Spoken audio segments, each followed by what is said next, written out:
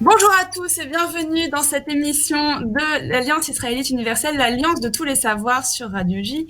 Nous sommes aujourd'hui, comme d'habitude, en compagnie de Ariel Danan. Et bonjour Ariel. Bonjour Sandra.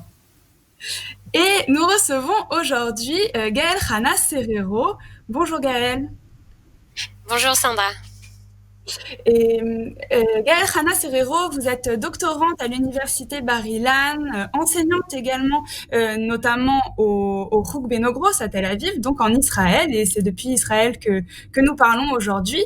Et nous vous recevons puisque nous avons la joie de vous retrouver pour un cours dans le cadre du programme universitaire de l'Alliance israélite universelle, un cycle qui commencera donc ce soir à 19h en ligne et qui sera sur le thème André Neher ou l'éclat de l'existence. Alors, de quoi allons-nous parler ?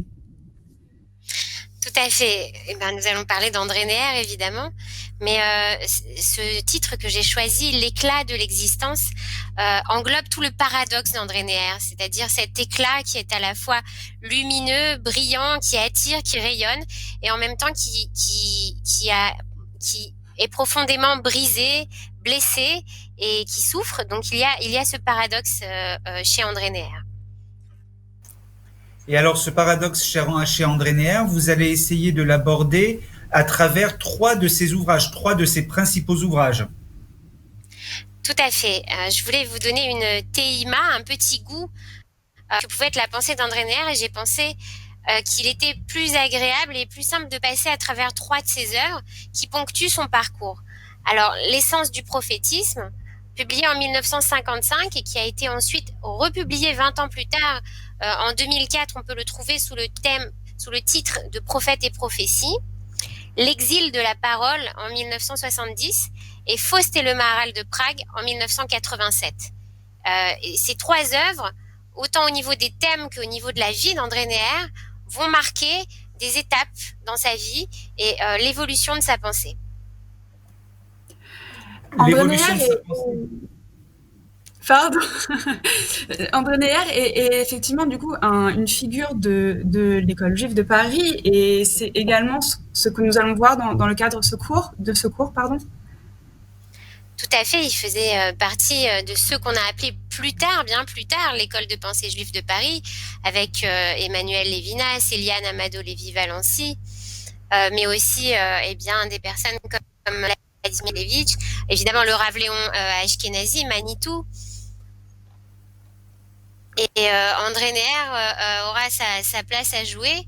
Ils étaient tous camarades, ils ont participé à une aventure commune, ils avaient chacun leur personnalité et leur caractère qui a marqué toute une époque. Alors, ce qui est assez frappant dans toute l'œuvre d'André Neher, parmi tous les aspects que l'on pourrait aborder, c'est que c'est finalement lui qui a introduit en français et auprès des Juifs de France les connaissances sur le Maharal de Prague, et qui finalement était très peu connu avant en France. Pourquoi pensez-vous qu'il s'est tellement intéressé au Maharal de Prague, et qu'est-ce qu'il a apporté finalement en expliquant la pensée du Maharal ? C'est l'incursion dans la Kabbale qui va compléter la pensée d'André Neher, qui est une contre-philosophie. Il dit « j'entre dans la Bible, non pas avec Wittgenstein et la critique biblique, mais justement avec le Zohar ». Et c'est cette incursion dans la Kabbale maharalienne, comme on va le découvrir à travers Faust et le Maharal de Prague, mais André Neher l'a écrit aussi dans Le Puits de l'exil. C'est cette pensée du média, de l'intermédiaire, une pensée qui se situe à la charnière entre les choses. Et Neher marche sur ce fil comme un pont suspendu au-dessus du vide, et dit-il, il faut arriver à retendre ce pont au-dessus du vide, au-dessus du gouffre. C'est véritablement ce secret que Neher va découvrir chez le Maharal de Prague, et il va l'introduire dans la pensée française comme le fer de lance de l'humanisme juif. Alors, André Neher a été l'une des figures de ces intellectuels juifs après la Seconde Guerre mondiale, qui ont permis au judaïsme français de se renouveler, de renaître de ses cendres après la période extrêmement sombre de l'occupation. Est-ce que vous pourriez nous dire, en quelques réflexions cette fois-ci plus personnelles, pourquoi finalement ce renouveau intellectuel a eu lieu en France et quelle est la raison finalement, quelle est la place, disons, de leur culture française dans ce renouveau? Est-ce qu'on pourrait parler d'un nouveau franco-judaïsme après celui du 19e siècle? C'est une question difficile. Mais non, après, c'est Edmond Flegg qui est vraiment le héros du franco-judaïsme, notamment avant la guerre. Et puis la Shoah, eh bien, va faire éclater cette pensée de heureux comme Dieu en France. Les Juifs de France vont être touchés dans leur être intime et dans leur relation à la société française. Et la pensée d'André Neher reconstruira l'identité juive, non pas dans ce franco-judaïsme qui tente de concilier l'idéal de la République et la Torah de Moïse. Donc ça, par exemple, il va en parler dans son Moïse, justement, des points communs qu'il peut y avoir entre les tables de la loi et les frontons de la République, etc. Mais là où Neher va innover, c'est en disant, eh bien, nous allons maintenant faire l'inverse. Nous n'éclairerons plus notre judaïsme à la lumière des valeurs de la société dans laquelle on se trouve, mais au contraire, nous essayerons d'éclairer le monde, de comprendre le monde à travers le prisme du judaïsme et de la tradition. C'est un retour vers le futur. Et David Bannon écrit une approche nouvelle et un regard neuf qui renoue avec la tradition tout en renouvelant le message à travers un langage nouveau. Merci beaucoup Gaëlle Hana Serrero. Donc on rappelle, votre cours André Neher ou l'éclat de l'existence commence ce soir à 19h en ligne pour un cycle donc de 3 séances, 3 mardis. On continue sur les activités de l'Alliance puisque lundi prochain, c'est la suite du cycle du SNEJ, littérature israélienne avec Ariane Ben David. C'est donc un cycle réservé aux 20 à 35 ans dans le cadre du SNEJ.